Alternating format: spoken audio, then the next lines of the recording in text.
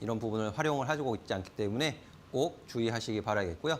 자, 강의 이어서 가도록 하겠습니다. 앞서 드렸던 설명을 간단하게만 두 가지로 앞으로 이제 쉽게 말씀을 드리면 엔비디아가 신용 관련해서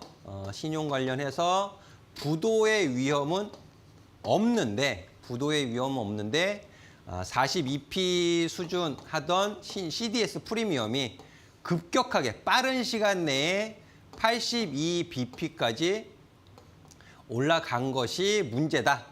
일단 그렇게 이해를 해주시면 되겠고요.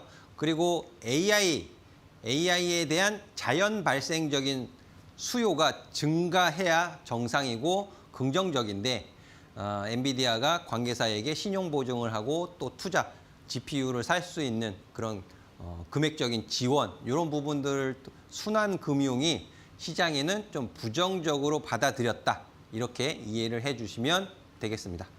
그래서 다음 좀 설명을 이어가도록 하겠는데요. 보시면 이제 중국 반도체 자립 경계 심리 이 또한 굉장히 좀 부정적인 심리를 자극했다라고 말씀을 드릴 수 있을 것 같아요. 중국 내에서 이 장비, 노광 장비인데 노광 장비가 아닌 EUV가 아닌 DPU 이런 장비를 개발을 했다고 하죠. 그래서 지금 창신 메모리도 상장을 해 있는 상황이고요. HBM3, 범용 메모리 이런 부분에 있어서 많이 추격을 해온 것은 사실입니다. 그만큼 돈을 투자를 해서 시간이 10년 이상 지났으면은 어느 정도 따라오는 것은 당연한 것 같아요. 그 결과물들이 눈에 이제 보이기 시작을 하니까 시장에서는 경계를 하기 시작했다라고 말씀을 드릴 수 있을 것 같습니다. 그래서 중국이 이 부분을 잘 모르시는 분들도 많기 때문에 제가 한번 다시 정리를 좀 해봤습니다. 사실 중국의 이제 반도체 굴기는요, 2014년에 시작이 됐어요. 2014년에 시작이 됐고, 1기 펀드, 2기 펀드, 3기 펀드 해서 총 3차례 진행이 됐습니다. 2014년부터. 그래서 금액적으로 보면 이제 27조 원, 35조 원, 이번에 3기 펀드가 24년에 가장 큰 금액이었어요. 71조. 지금 우리 한국도 메가 프로젝트 해가지고서 뭐 호남권의 반도체 팹, 또 데이터 센터 이런 부분에 뭐 1000조 얘기도 나오고 그러고 있잖아요. 그러니까 대규모 자금을 이미 중국은 2014년부터 시작을 했는데 그럼 지금 26년이니까는 거의 14년부터 12년의 시간이 지난 거잖아요. 12년 동안 중국은 무엇을 했느냐? 굉장히 열심히 뭐 이런 말씀 드려도 될지는 모르겠지만은 우리 한국의 기술 이런 부분들도 좀 가져다 쓰고 그랬죠. 그러면서 이제 반도체를 발전을 시켜왔는데 12년 걸렸습니다. 12년 걸렸고 그러니까 한국은 그럼 어땠을까요? 우리나라는. 한국은 제 기억으로는 1968년으로 제가 기억을 해요. 우리 한국 내에서의 이제 자금을 가지고 반도체 시설을 이제 만들기 시작하고 투자를 하기 시작한 게 68년의 시작으로 제가 알고 있고 그 이후로 글로벌 전 세계 시장에서 탑 맨 위에 위치에 올라선 게 1990년대로 제가 알고 있습니다. 1992년인가? 네, 그랬던 걸로 제가 기억을 하는데요. 그러면 거의 몇 년 걸렸어요? 엄청나게 오래 걸렸어요. 엄청나게 오래 걸렸는데 중국은 12년. 근데 그만큼 기술의 발전 속도도 빨랐고 투입되는 자금 규모도 남달랐기 때문에 이제 좀 빠르게 쫓아왔던 것만큼은 사실인 것 같습니다. 하지만 기술 격차는 분명히 존재해요. 기술 격차는 분명히 존재하는데 그 기술을 뛰어넘기 위해서는 더 많은 시간이 필요할 수도 있습니다. 12년까지는 왜 그렇잖아요. 아마추어에서 어느 정도의 실력을 갖기까지는 금방 실력이 늘어요. 빠르게. 하지만 프로들의 실력은 최상위권의 선수들의 실력은 종이 백지 한 장 차이라고 그러잖아요. 조금 더 올라가기 위해서는 정말 긴 시간 피땀 어린 노력을 해야만 올라갈 수 있는 것이 프로들의 세계죠.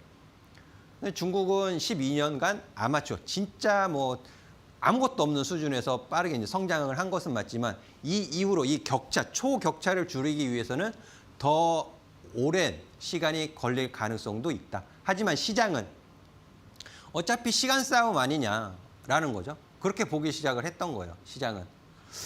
시간은 걸리겠지만 이 정도의 정부 정책 지원 이런 부분들이 뒷받침되어진다라면 분명히 경계하는 대상으로 부상을 할 수는 있겠구나라는 부분을 인지하기 시작을 했다라는 거죠. 누구 때문에? 애플이 시작한 것 같아요. 애플이 그 아이폰에 들어가는 부품들, 디스플레이 패널서부터 해서 메모리, 칩, 기판 이런 부분들 굉장히 까다로운 기업입니다. 굉장히 까다로운 기업. LG 디스플레이가 애플 그 디스플레이 패널 거기 들어가기까지 2년 넘게 걸렸어요. 테스트하고 뭐 하면서 제가 알기로 2년 반 정도의 시간이 걸렸던 것으로 제가 기억을 합니다. LG 디스플레이가.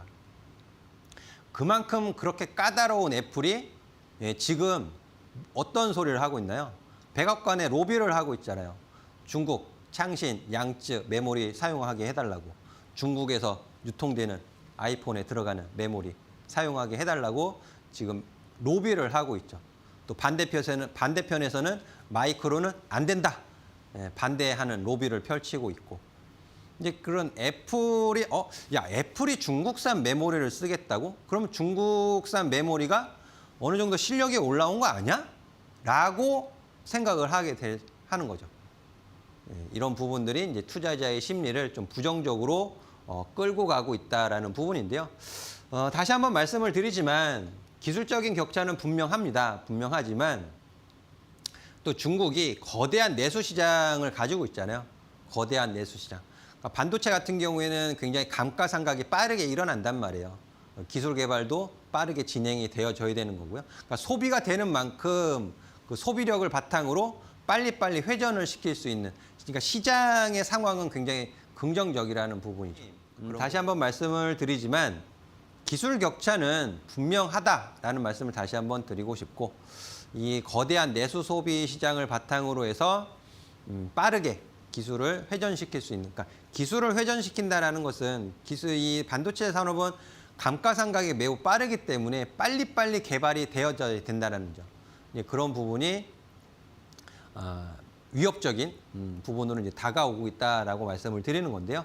이 정부의 적극적인 육성 정책 또한 굉장히 경계의 대상이 되어 왔고, 지금까지는 아직 멀었어 했지만 지금 와서는 좀 경계 심리가 매우 높아졌다라고 보여지고 있고, 이런 부분이 촉발을 시켰던 것은 저는 애플이 불을 지피지 않았나라고 생각을 하고 있습니다.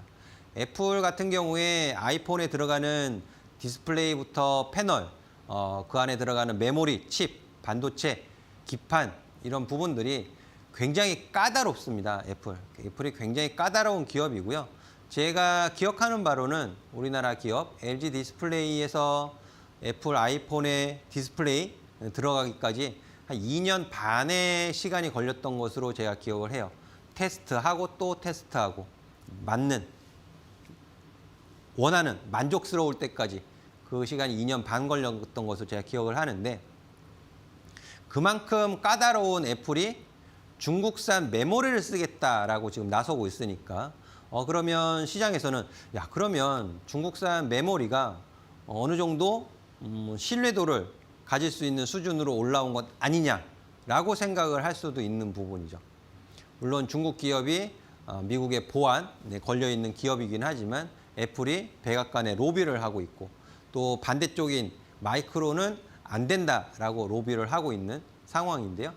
애플이 중국산 메모리를 쓰겠다라는 것만으로도 시장에서는 중국의 기술력을 어느 정도 일정 수준에는 도달을 했구나라고 인정을 하게 된 배경이 만들어졌다, 이렇게 볼 수 있는 것 같아요.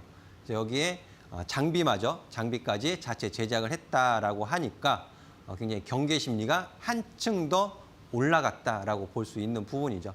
그런 부분이 국내 증시에서 굉장히 안 좋게 작용을 했다라고 볼 수 있고요. 이런 부분이 또 앞서서 제가 엔비디아 차트도 보여드렸지만은, 이 보시는 차트는 ASML이에요. 갑 중에 갑, 반도체 장비 회사, 을이지만 갑 중에 갑.